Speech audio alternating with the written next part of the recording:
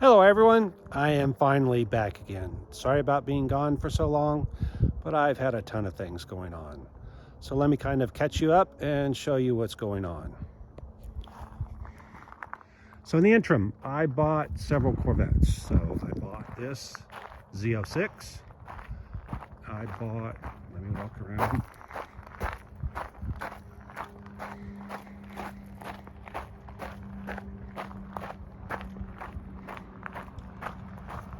I bought this orange convertible. Oh, there's my red-tailed hawk. You probably missed him. I've got a red-tailed hawk hanging right here. And then I bought this purple twin turbo car. For those of you that didn't see it, it was 150 miles from where I bought the car to here, and it didn't make the 150 miles. So had oil pressure issues, and so it's a project for the future, but it has potential. Anyway, for those that don't know, here's another car that I've had for several years.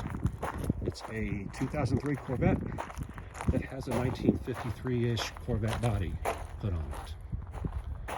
So after that, I bought this project car, which is I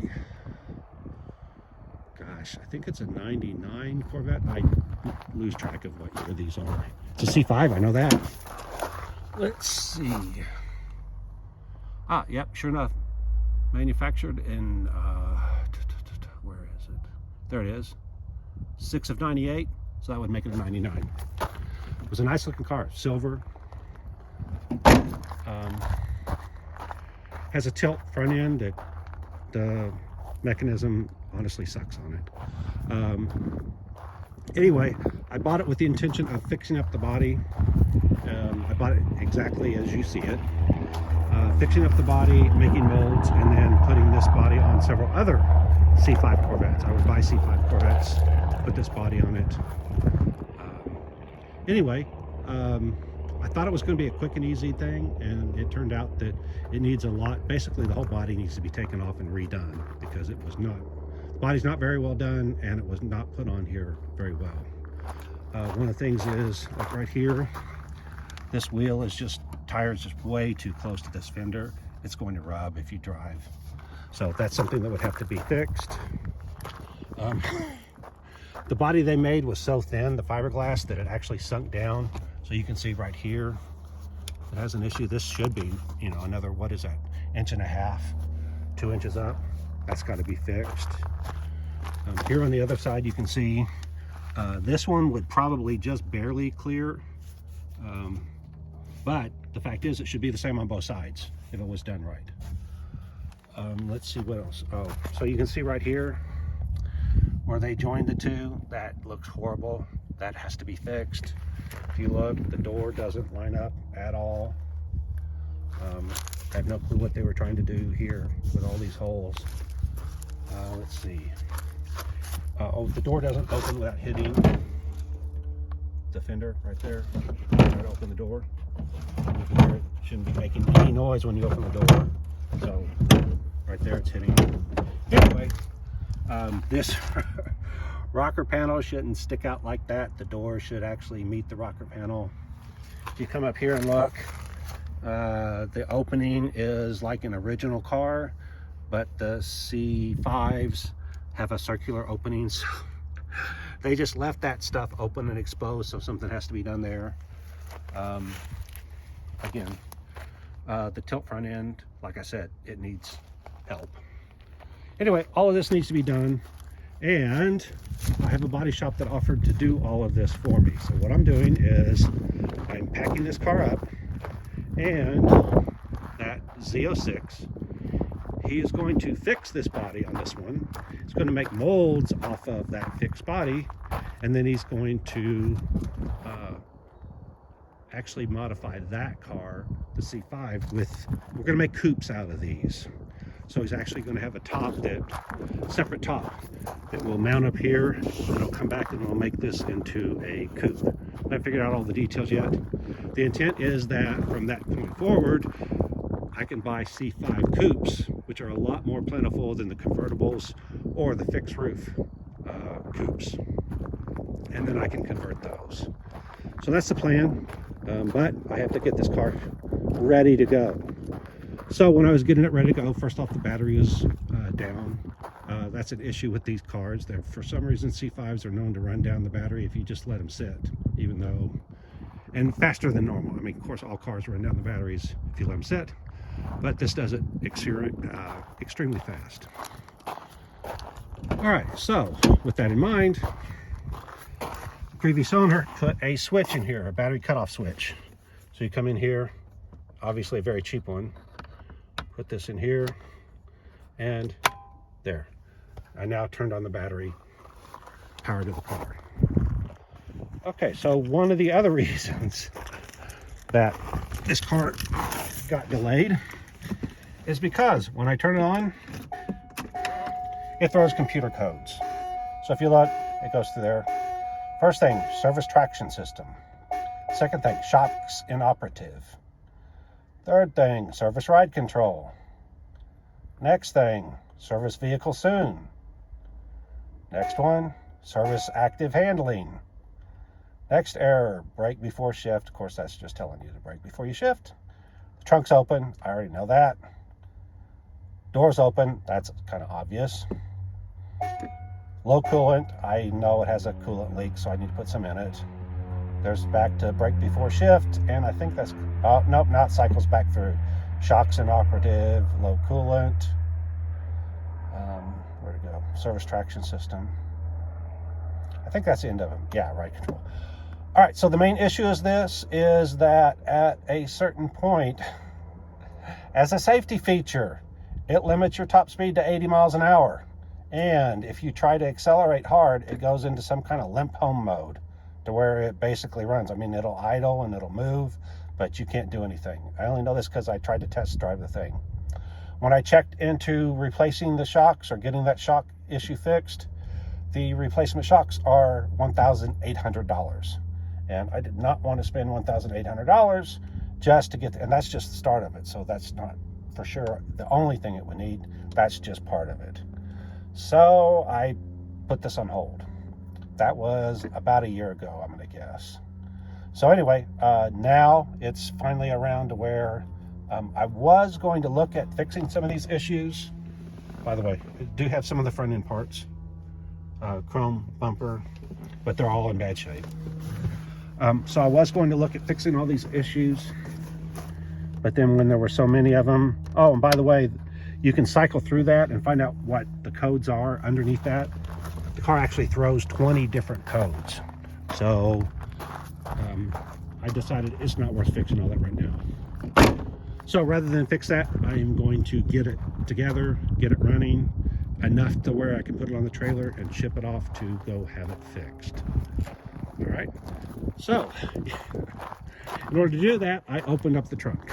Well, of course, the trunk doesn't work. It doesn't work by the button in the dash or the key fob. So there's a cable here.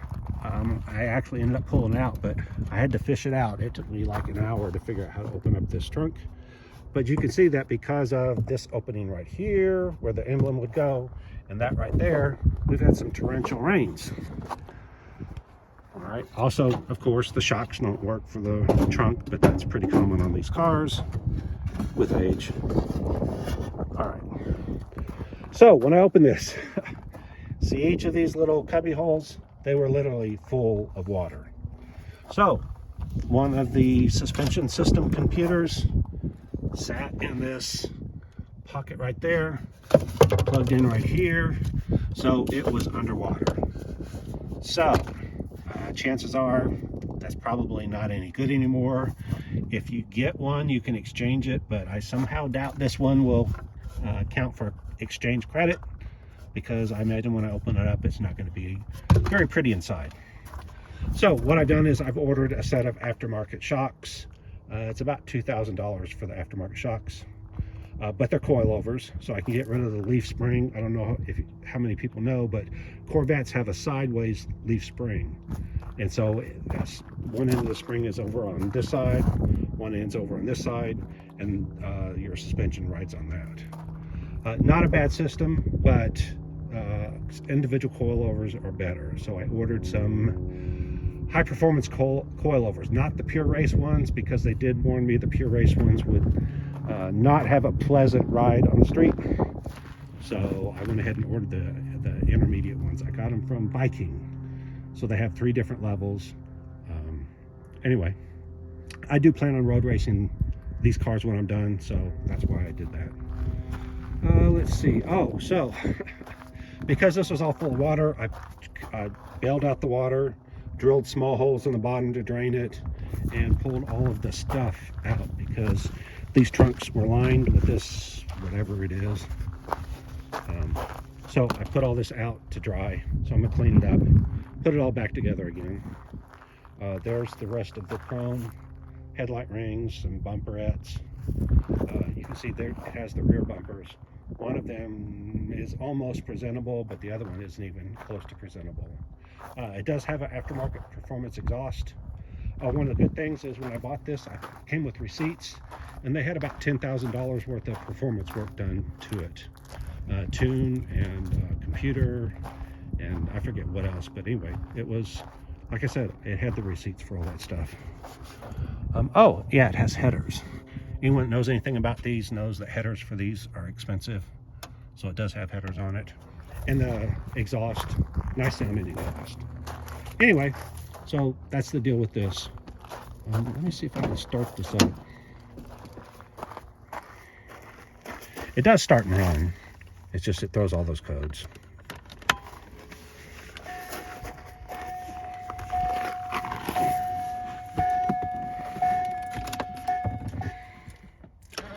And of course, these C5s, they've got some weird stuff. The security system on these gets screwy. I don't know why, but it does.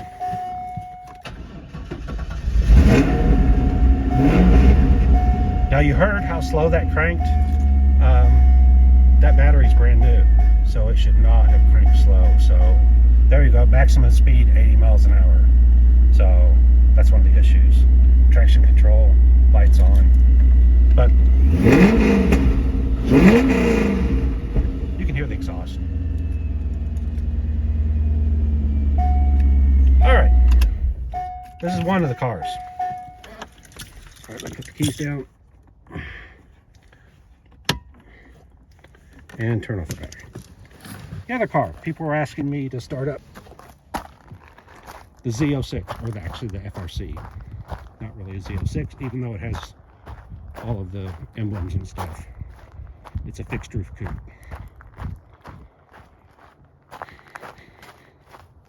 So we'll come over here.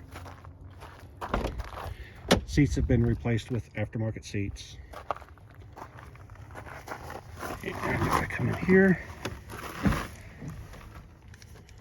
Obviously has a 6-speed manual. Stereo's missing whatever knob goes there. All right, let's put it neutral. Clutch in. Uh-oh. Oh. Nope. Wow, this battery's down. I was afraid of that. All right, well, another issue. So I noticed it was cranking a little slow the other day, but I didn't think it was going to be an issue. So maybe this has that run down the battery gremlin like the other ones. Don't know. Oh well, I was going to start it up. So one of my next trips is I'm going to Walmart, buying a couple of batteries. Why Walmart? Because I saw that I can get a serviceable battery for like 55 bucks a piece. The ones I run in my cars are the AGM batteries, and they're $150 a piece, 125, 150, something like that. So I don't want to put that in there and then ship these cars off, but I don't want to send them to him and then have him have marginal batteries to where, you know, he's going to have to jump start them all the time. Okay, well that was actually what I was going to do today, was get both of these cars ready to load on the trailer, so then I can call up the transport company, and have them load them up. They're going to move them on a closed trailer. So I was going to have them move them. By the way, I see the dome light on, or the trunk light. That might have been why the battery ran down, because I did leave the trunk open. So maybe that's what ran the battery down. I don't know. Anyway, oh, see, now it doesn't want to shut for some reason. Oh, that's right. Okay, so I had to figure out how to open up that back hatch. So because this is a FRC, it has a trunk also. So I pulled all of this out to find out where that cable was. So I looked and saw, oh, there's the cable right there. And of course, in this car, it goes underneath and it comes out right here. Okay, so once I found that out, I was able to reach inside that emblem hole on the other car and get the trunk open. Once I did that, then I ran the cable down to the bottom so that it was easy to get to. But that was one of the issues. So that's why the trunk was left open. And you can see when I tried to just shut it there, I bent this. So anyway, I just need to tuck this back in, put all that. All right, so my project now is go get a couple of batteries and get both of these cars so that they'll start and run. I'll do that probably tomorrow. I might get the batteries tonight. And then tomorrow I will put the batteries in. I'll get both of these cars starting and running, and then I'll call the transport company and schedule them to come pick them up. And then they will be shipped off to my fiberglass guy. It's going to take a couple months. I'm trying to get these ready for the Street Rod Nationals in August, the first week of August. So literally, there's only 4 months between now and then. So it's going to be a tight schedule to get these cars done, but we're going to give it a try. All right, that's my update for now. As soon as I get all of this taken care of, then I will get back on the C8 project. We've had some unbelievable winds. That's another reason I haven't been working, because it was actually miserable because of the wind. But it was so bad, you can see it blew the front end off of this car. This front end was sitting on there. I mean, it wasn't attached or anything, but I certainly didn't think it would blow the front end completely off. Same way with the side door panel right there, it blew it off. So anyway, once I get things going, I'll get back on this. Like, subscribe, hit that alert if you want to get the update when I get back to this, and I will see you then. Bye.